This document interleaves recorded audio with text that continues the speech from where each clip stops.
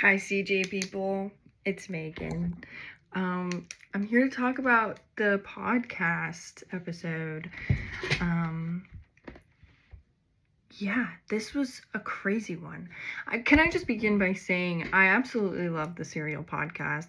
I think that Sarah Koenig is such a great true crime reporter, and she takes these simple cases, and especially in this third season, she takes these some super dynamic cases and some super simple, and she just breaks them up into such an organized synopsis of these cases that are so accessible to people like you and me.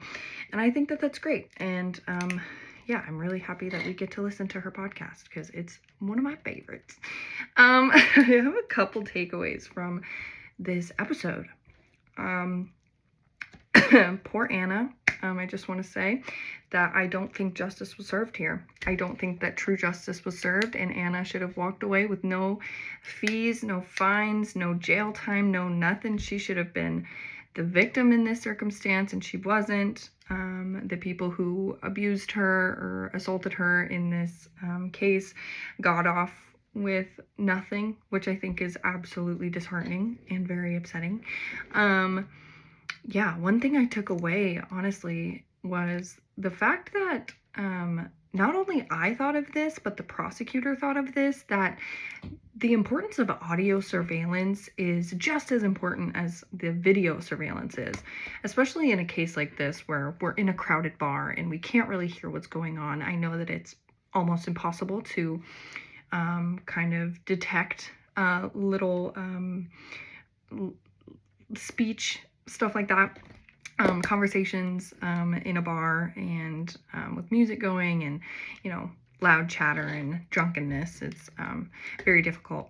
But I think in this case, if we had heard the police officer saying, "Police, break it up," and Anna continued flailing the way that she did and then striking the police officer, then that would have gone in a completely different way.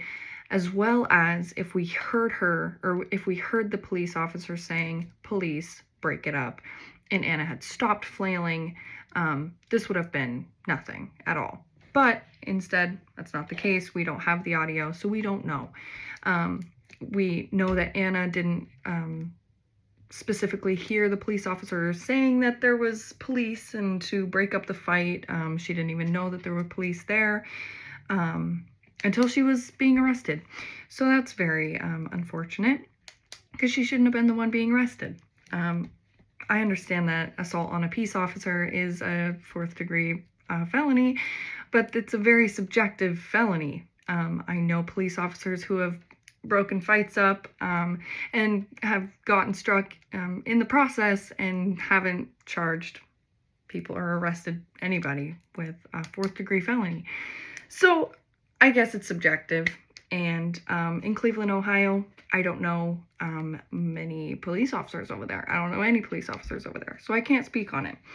But to each their own, and that's all about police discretion, and I think that they should obtain the right to have their discretion, especially if they're being assaulted as well. So that's my that on that. So I do also want to say how absolutely incredible I think it is that prosecutors and judges have these huge decisions to make when it comes to minor offenses like this, and how cases can become how such small cases can become such huge cases with the plea deals that are tossed around by the state, and how sticky charges can be almost impossible to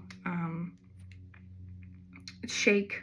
I think that that's very interesting, and how these decisions can seriously alter people's lives, their jobs, their career paths, as well as their confidence in justice, in the justice system and law enforcement as a whole.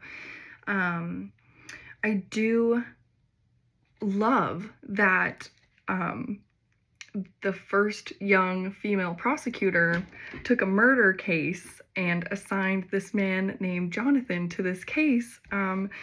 And he was almost, when he was giving his synopsis to the judge, was almost in defense of Anna and her circumstance, and saying that in his synopsis that Sergeant Gill, the man struck, was struck by a blow. And later, when they asked Sergeant Gill, because he wasn't available for court that day, if he was okay with these charges, he was just like, yeah, I think 4 days is sufficient and adequate. So great that she didn't get stuck with a 4th-degree felony. That would have been very hard for her to find a job. She's a new mother, so that's very difficult. I think that 1st-degree misdemeanor of disorderly conduct, I guess, is the best that she's gonna get, along with the $800 or so that she paid in court fees. I honestly don't think that she should have even had to pay those fees or have Russ as her defense attorney, but I mean, thank God that she did, because he sounds like a headstrong man. So poor Anna, but yeah, have a good one.